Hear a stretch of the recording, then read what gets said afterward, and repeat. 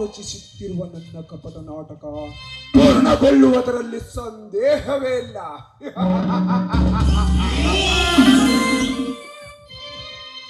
ಸತ್ಯಮೇವ ಜಯತೆ ಎಂದು ಜಗಕ್ಕೆ ಸಾರುವ ಧರ್ಮವಂತನ ಕುಡಿ ಶಂಕರ.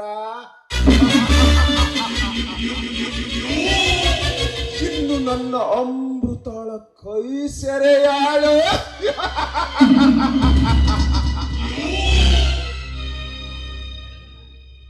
ಶಂಕರ, ಹಣಕ್ಕೆ ಮನಸೋತು ನಿನ್ನ ಹೆಂಡತಿಯಂತೆ ನನ್ನ ಹೆಂಡತಿಯನ್ನಾಗಿ ಮಾಡಿ ನಿನ್ನ ಅಣ್ಣ ಅತ್ತಿಗೆಯರ ಹೆಸರಿನಲ್ಲಿರುವ ಆಸ್ತಿಯನ್ನು ನನ್ನಿಂದ ಸಹಿ ಮಾಡಿಸಿ ನಿನ್ನ ಮಾನವನ್ನೇ ಗಾಳಿಗೆ ತೂರಿಕೊಂಡ ಮಕ್ಕಳಿನಾದೆ. ಈ ವಿಷಕಂಠ ಹಿಡಿದ ಪಂಜರದ ಬೇಟೆ ನೀನಾದೆ.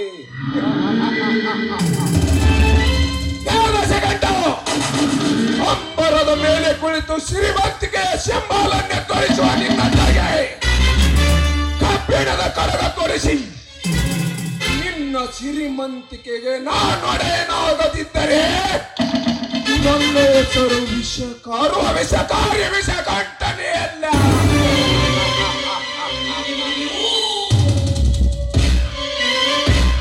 ವಿಷಕಾರಿ ವಿಷಕಂಠನೇ ಅಲ್ಲ.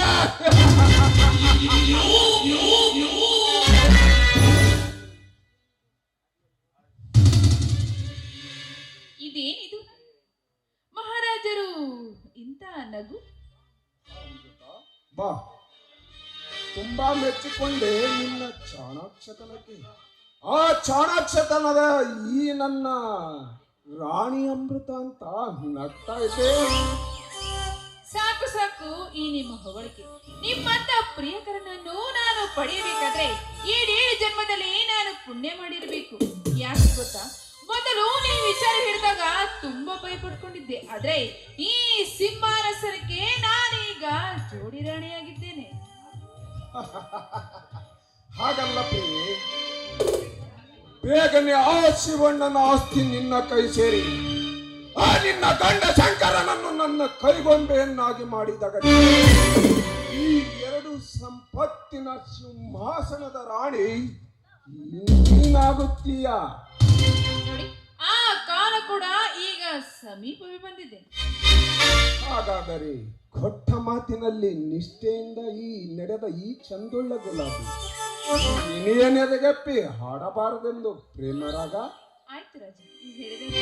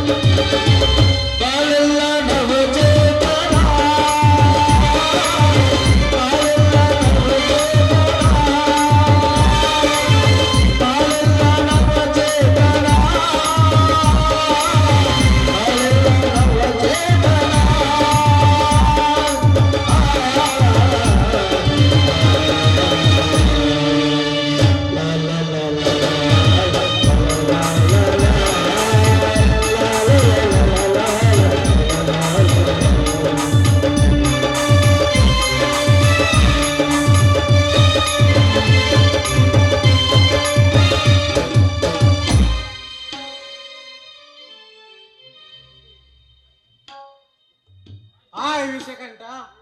Welcome Krishna, welcome. ಬನ್ನಿ ಅಣ್ಣ, ನೀವು ಮಾತನಾಡುತ್ತಾ ಕುಳಿತುಕೊಡಿ.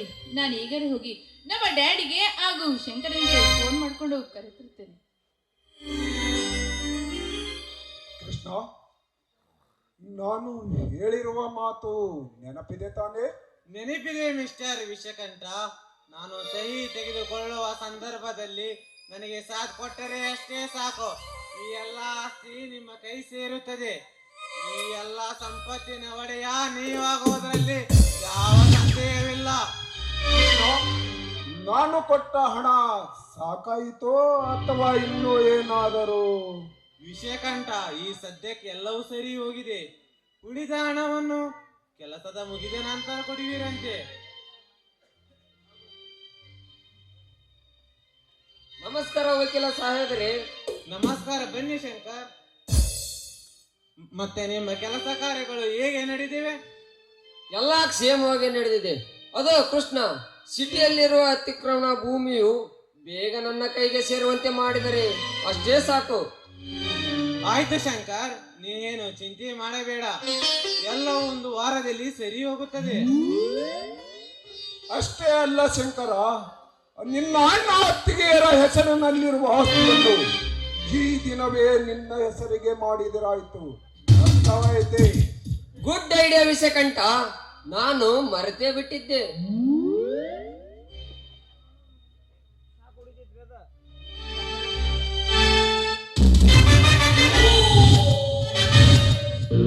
ವಕೀಲ ಸಾಹೇಬರು ಬಂದು ತುಂಬಾ ಸಮಯವಾದಂತ ಅನಿಸುತ್ತದೆ.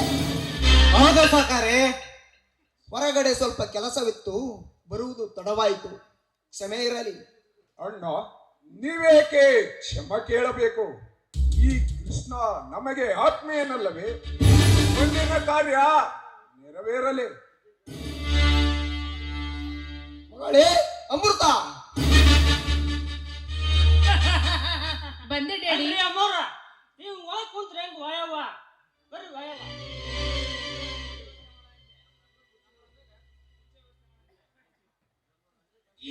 ಅಲ್ಲ, ಅವ ನಮ್ಮ ರಂಗಗ ಕುರ್ಚಿ ವ್ಯವಸ್ಥೆ ಮಾಡಂತ ಹೇಳಿದ್ದೆ. ಎಲ್ಲಿ ಹಾಳಾಗಿದ್ದಾನೆ ನೋಡ್ರಿ. ಅವ್ರ ರಂಗ ಏನ್ ಸಂಗಮ ತಾಕಿರ ಹೋಗಿ ನಾನು ರಂಗ ಏ ರಂಗ ಏ ರಂಗ, ರಂಗನೇ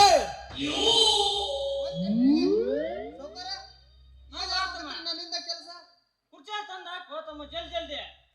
ಆಯ್ತು ಮಾವ, ತಂದಾಗ್ತಾನೆ, ಎಲ್ಲ ವ್ಯವಸ್ಥೆನೂ ಮಾಡ್ತಾನೆ.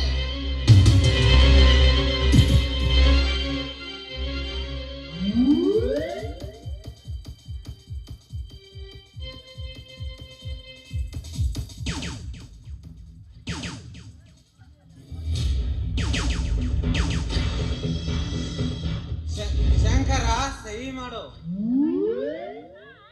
ಅಮೃತ ಸಹಿ ಮಾಡು.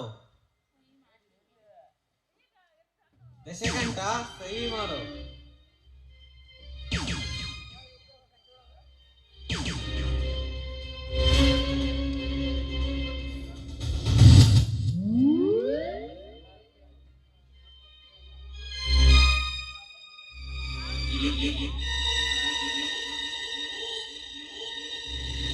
ಅಮೃತ, ಶಂಕರ, ದಶಕಂಠ, ನಾನಿನ್ನು ಹೋಗಿ ಬರುತ್ತೇನೆ. ಕೆಲಸ ಮುಗಿಯಿತು. 1 ವಾರದಲ್ಲಿ ಕಾಗದ ರೆಡಿಯಾಗಿ ಬರುತ್ತದೆ.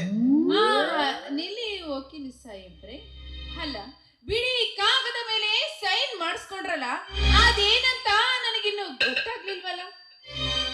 ಹೌದು ಮಿಸ್ಟರ್ ಕೃಷ್ಣ, ನನ್ನ ಮಗಳು ಕೇಳಿದ ಪ್ರಶ್ನೆ ಸರ್, ಅದು ಅಣ್ಣ, ಬರುವಾಗ ಬಾಂಡ್ ಪೇಪರ್ ಟೈಪ್ ಮಾಡಿಸಿಕೊಂಡು ಬರುವುದನ್ನು ಮರೆತು ಬಿಟ್ಟರು.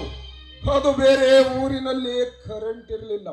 ಅದು ಬಂದ ಕೂಡಲೇ ಕೃಷ್ಣ ನನಗೆ ತಿಳಿಸಿದ್ದರು. ನಾನು ಹೇಳುವುದನ್ನೇ ಮರೆತು ಬಿಟ್ಟೆ. ಇರ್ಲಿ ಬಿಡಿ ಡ್ಯಾಡಿ, ಎಷ್ಟಾದ್ರೂ ಅವರು ನಮ್ಮ ಮನೆಯವರಲ್ವೇ, ಹೇಗೂ ನಡೆಯುತ್ತದೆ ಬಿಡಿ. ಆಯ್ತು ಬಿಡಿ, ನಿಮ್ಮ ಒಪ್ಪಿಗೆ ನನ್ನ ಒಪ್ಪಿಗೆ ಆಗಿರುತ್ತದೆ. ವಕೀಲ ಸಾಹೇಬ್ರೆ, ನೀವಿನ್ನು ಹೋಗಿ ಬನ್ನಿ.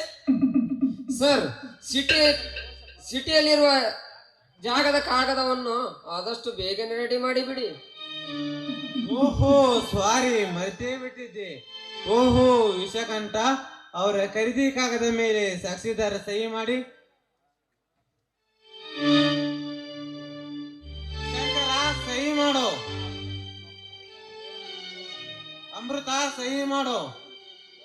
ದಶಕಂಠ, ಸಹಿ ಮಾಡು. ವಿಷಕಂಠ, ಸಹಿ ಮಾಡು. ತಿಪ್ಪಶೆಟ್ಟಿ ಅವರೇ, ನೀವು ಒಂದು ಸಹಿ ಮಾಡಿರಿ. ಯಪ್ಪ ವಕೀಲ್ ಸಾಹೇಬ್ರ, ನಾನು ಮೊದಲ ಸಹಿ ಮಾಡ್ಬೇಕಂದ್ರ ಹೆಬ್ಬಟ್ರಿ, ಅದ್ರಾಗ ಬೇರೆ ಒತ್ತಿ ನನ್ನ ಹೆಬ್ಬಟ್ಟು ಹೋಗಿತ್ರಿ. ತಿಪ್ಪಶೆಟ್ಟಿ ಅವರೇ, ನಾನಿನ್ನ ಬರ್ತೀನಿ.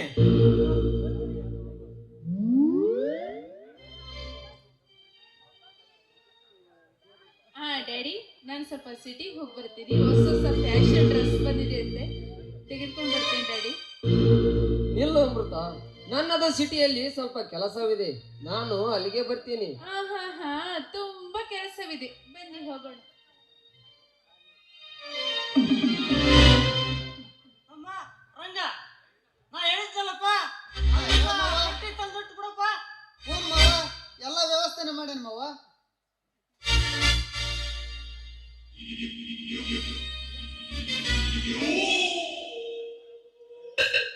ರಂಗ, ನೀವು ತಗೋಬೇಕತ್ತಲ್ಲ ತೀರ್ಥ.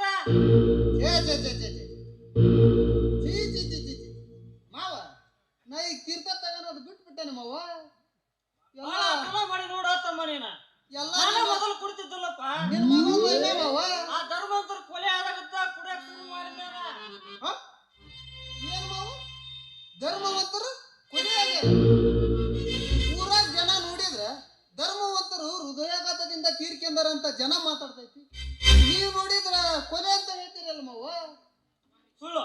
I am very sorry. ನಾನು ಹೇಳಿದ್ದಲ್ಲ ಸುಳ್ಳು. ಅದೇನೋ ನಿಷೇಧಾಗ ಇಲ್ಲ ಮಾವ, ಕುಡುಕ್ರು ಯಾವತ್ತು ಸುಳ್ಳು ಹೇಳಕ್ ಚಾನ್ಸ ಇಲ್ಲ. ಅದೇನಂತ ಧೈರ್ಯವಾಗಿ ಹೇಳ ಮಾವ. ಯಾಕ ನೀವು ಯಾರ ಕಡಿತೀರನು? ಧೈರ್ಯವಾಗಿ ಹೇಳ ಮಾವ, ಏನಂತ ಸತ್ಯ ಏನನ್ನದ. ನಿಜ ಜಟ್ಟಿ, ನಿಜ, ಅದು ಕೊಲೆನೇ. ಯಾಕೆ ಭಯ ಪಡ್ತೀಯ ವಿಷಕಂಠ? ಎಲ್ಲ ವಿಷಯಗಳನ್ನು ಈ ಶೆಟ್ಟಿಗೆ ಹೇಳಿಬಿಡು. ಯಾಕ್ರಿ ಅಪ್ಪ ಹೇಳೋದ? ಅದು ಹೇಳಿದ್ರೆ ಅವ್ನು ದೊಡ್ಡ ಕಥಿನ ಆಕತ್ರಿ. ನೀವ ಹೇಳ್ರಿ ಅಪ್ಪ, ಎಲ್ಲ ನೀವ ಹೇಳ್ಬಿಡ್ರಿ.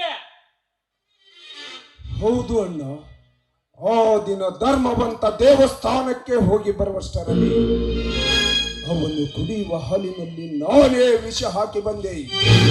ಆದರೆ ಏನು ಮಾಡುವುದು? ಮಕ್ಕಳ ಸಮೇತ ಸತ್ತು ಹೋಗುತ್ತಾನೆಂದರೆ ತಾನೊಬ್ಬನೇ ಸತ್ತು ಹೋದ. ಅಷ್ಟೇ ಏಕೆ, ಆ ಗುಣವಂತ ಇಲ್ಲದ ಸಮಯ ನೋಡಿ ಗುಣವಂತನು ನಂಬಿದ ಧರ್ಮವಂತನ ಆಸ್ತಿಯನ್ನು ಮಕ್ಕಳ ಹೆಸರಿಗೆ ಮಾಡಿಸುವಂತೆ ಹೇಳಿ ಎಲ್ಲ ಆಸ್ತಿಯು ನನ್ನ ಹೆಸರಿಗೆ ಮಾಡಿಸಿಕೊಂಡೆ. ಅಷ್ಟೇ ಅಲ್ಲದೆ ಈಗ ಕೂಡ ಆ ಗುಣವಂತ ಇಲ್ಲದ ಸಮಯ ನೋಡಿ ಗುಣವಂತನು ನಂಬಿದ ಶಿವಣ್ಣನನ್ನು ಆಸ್ತಿಯನ್ನು ನನ್ನ ಮಗಳ ಹೆಸರಿಗೆ ಬರುವಂತೆ ಮಾಡುತ್ತಿರುವೆ. ಇದೇ ಈ ದಶಕಂಠನ ದಶಾವತಾರ. ಅಣ್ಣ, ಎಲ್ಲವೂ ನಿಮ್ಮಿಷ್ಟದಂತೆ ನಡೆಯುತ್ತಿದೆ. ಅಲ್ಲಿ ಹೋಗೋಣ. ನಡೆ ವಿಷಕಂಠ ಹೋಗೋಣ.